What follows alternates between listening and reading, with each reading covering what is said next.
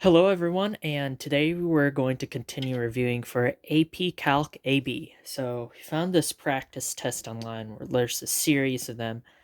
Crackap.com has these practice tests, and there's also calculator, non-calculator portions, and we're going to start looking at a few of these.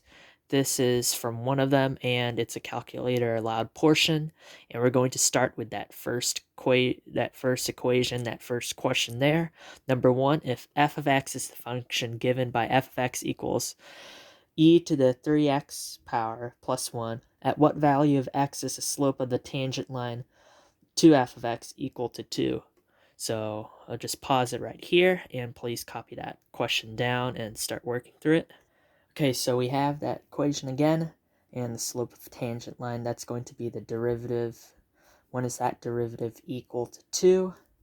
So if we take the derivative of this, let's box it in like that, e to the 3x power becomes 3e to the 3x, and that one, nothing happens to it.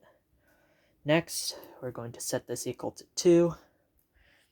If you could see there, 3e to the 3x power equals 2. Then we could simplify this a little bit. So e to the 3x is going to equal 2/3. But then we're just going to go ahead and use our calculator. So we have our calculator. We're going to enter the derivative as y1, and then we're going to equal to 2. So that's what we're trying to find, the slope of the tangent line at that point. Sorry about that. The camera kind of got a little crazy. So now we have those entered in. So now we're just going to hit graph. There's the first part. There's the derivative of that function. Then here comes our equal to 2. And we just find our intersect by hitting second trace, intersect.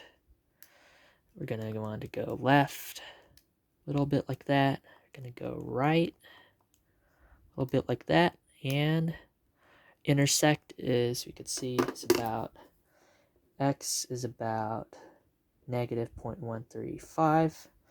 Therefore, when we return to this, if you picked A, you got it. Right? So that's the first part of this. We could go to another one. Let's go to the next one, which is the graph of a function y equals x cubed. Sorry about that. The graph of a function is equal to y equals x cubed plus 12x squared plus 15x plus 3 has a relative maximum at x equals, and then there's your choices for that x. Please pause it right here and we'll go over it. Okay, so now we're gonna look at the relative max, the x value, when we're given y equals x3 plus 12x squared plus 15x plus 3. So again, here we're just going to enter in the calculator. Let's clear both of these functions.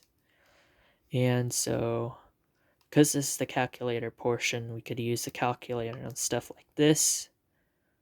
I'm just going to skip to the end of actually finishing it in the calculator. Okay, so now I have it finished, and you can see it, there's the function. Okay, so now we're just going to graph it, and I'm going to turn this off to actually see it.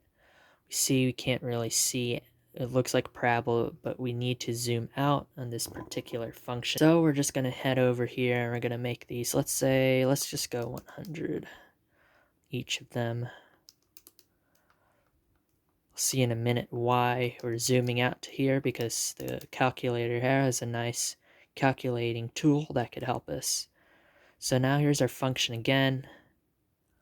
And we see we do have that point up here. I don't know if it's clear on the video, but we do have kind of a loop that goes all the way up here. It goes off the page and it goes down and it goes up like that. So it's kind of like this. We have something like it's off the page, but we know it comes down and it goes back up again. So we need that relative maximum. So that would be that point up there. How we're going to get to that is second trace. We see there's a function for maximum. Hit enter there. And we're going to need to go all the way. We're going to make sure we go all the way down past that point. So that's about like right here.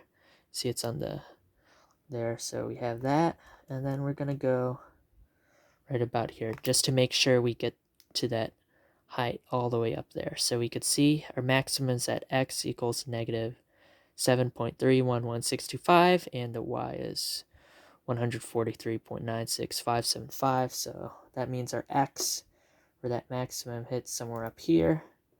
X is about negative 7.316625. And now if we go back to our options, we see that one's closest to number C. All right, so that's the end of this tutorial. There's more questions I'll be going through of them. Please review, study, look up any of these concepts if you need more practice. It will never hurt you, it will always help you, and thank you all for tuning in. Good luck, take care, and do something nice for someone.